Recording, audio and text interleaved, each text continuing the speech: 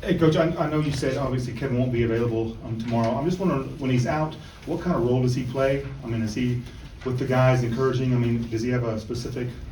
I don't know that we've defined a specific role, but we really don't need to. He's kind of become an assistant coach, and I think he's done a good job helping the guys. Maybe they don't play as many minutes while they're not in a game. At least he did the other day for sure.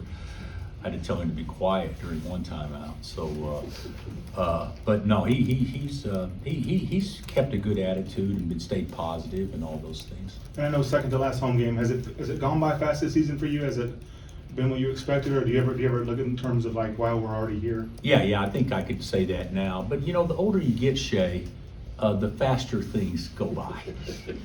It's, you know, Christmas even comes quicker now the older you get. You know, back when you're young, you think that the next year will never get here. And when you get older, you're like going, the next year seems like it was, you know, is a month away, you know. So, yeah, so the season to me has gone fast. Even though we've had our frustrating moments, it's gone by fast. Last 24 hours, Bill, there's been a conversation on court storming. There have been people who said there should be legal ramifications for the kids who storm the court. Others said just let them do what they want. Where do you stand on court storming right now?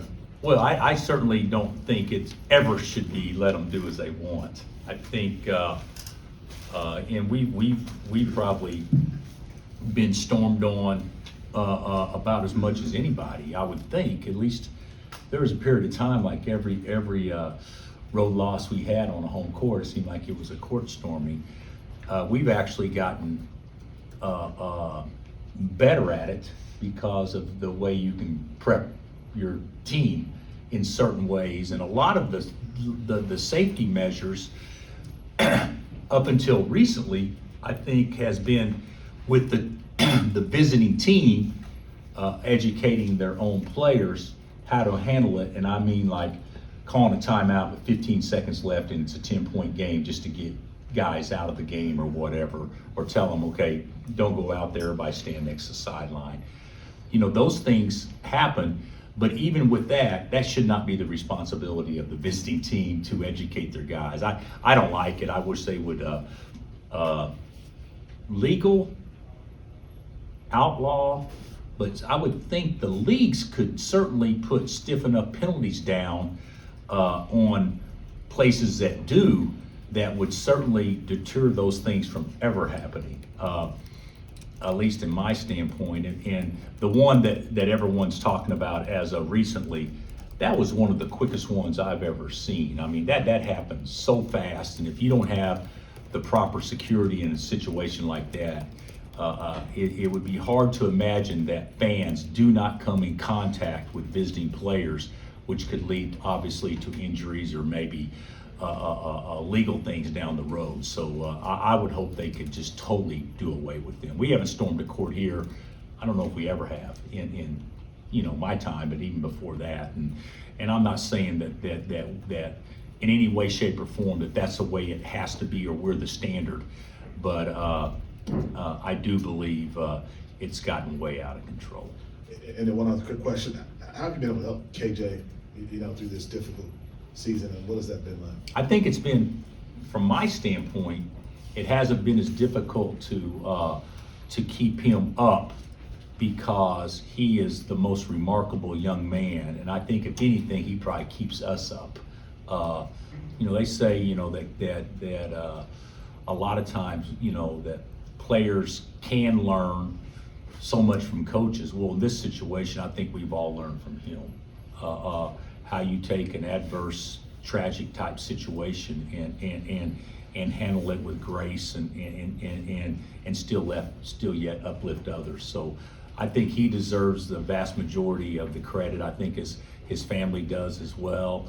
But I do believe that basketball and his teammates has been an outlet for him to help him get through this as much as anything. Bill, a different team we haven't seen with a different style. Does it almost feel like a non-con or a tournament game? And then describe their style and what makes it unique. Well, they're going to shoot a lot of threes. I don't know what they're averaging on the exact number for the year. Is it 34 or 35 attempts a game? 33. Yeah. 33 attempts. That's for the year. And You know, if they, like the other day, we made 3 threes, is that right? And played really well. You know, if they make 13 threes, they've already outscored you 30 points from the field, you know, a situation like that, if we were to make 3. So it's actually a good style of play. You got, you know, 5 guys with their starters that can all shoot 3s, and then you got 4 guys always in the game that can shoot 3s, even when they go to the bench. And we're going to have to do some things differently, because I still believe in my heart, even though I say I don't coach it this way, I still believe in the player's mind, we still defend from the inside out. And this is a game we need to defend from the outside in. And even though I don't say that, but I think the way that we teach things and everything, you know, no easy basket, no straight line drives, no angles on the post, all these things are things that you really put in kids' mind that this really impacts you. And if they shoot 33% from the field, they've had a great from 3, they've had a great shooting night, because that's the same as shooting 50 from 2. And whenever you shoot 50 from 2, you usually win. So it's going to be a challenge. Yeah, with BYU and the 2 different kinds of play styles they've got from their centers, with Khalifa and Traore, you know, you got Khalifa who can shoot and pass, and Traore is a bruiser. What kind of challenges does that present, and what kind of dimensions does that add to their offense if they've got those 2 separate kind of guys? Well, I think it could impact how you guard, you know, ball screens, dribble handoffs, all those things. It could impact if you switch or don't switch. And, you know, there's a lot of things about that could, and, you know, and we studied it, you know, pretty intently, and it does make them harder to guard, because I don't think you can have one recipe for success. I think you got to approach it when certain people are in the game, depending on who you have in the game. It may change how you want to guard. Coach, I asked Nick this. Did you learn anything about the team against Texas? Obviously, a couple more games over the regular season, March and the Big 12 tournament. Did you learn anything more about the team in that game against Texas? No. I think what we found out is that when we play well together, we're pretty good. And then, you know, obviously you've seen us when we don't, we're not near as effective. But I still believe that when we play well, which we did against Texas, that first half we were pretty good. When we play well, you know, we can line up and play with anybody. When we don't play well, obviously anybody can play with us, and there's probably not as much margin for error for most teams that can actually claim that. But you know, whether it be, you know, without stating who, I mean, you look at the top 10, we've played pretty well against the best teams that we've had an opportunity to play against. And I asked Nick this too. I think I asked you this last year as well. Scale of A to F. He said you guys are hitting your stride. He would grade you guys as a B right now. What would you grade your team? E. Is that there's no such grade for that, right? So hitting our stride, I would say probably B minus. I think that's probably, Nick's probably right on point. That's pretty good coach speak. Is Kevin officially out this week? And I don't know about this week, Gary. He's not gonna play tomorrow. Oh, Yeah, he definitely will not play tomorrow. looking at the big picture as a coach, have you ever thought of just saying, let's just stop it till after the Big 12 tournament? And rest him and all that?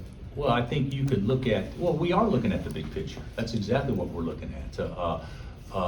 But the big picture, if you start playing him after the Big 12 tournament, he wouldn't be worth a crap in the NCAA tournament. So we need to get rhythm and find out who we are and play the style that you'd want to play in the NCAA tournament. So that would take, a week to 10 days at least to do that. So I see him, if he comes back to be able to help us, he's gonna have to be in full rhythm for at least that long, so we could actually do what he talked about earlier, hit our stride. Is that the term you used? Yeah. Okay, all right. What do you think of the Big 12 race with Houston winning again? I'm not gonna say it's over by any stretch, because it's not, because I doubt Iowa State loses again. So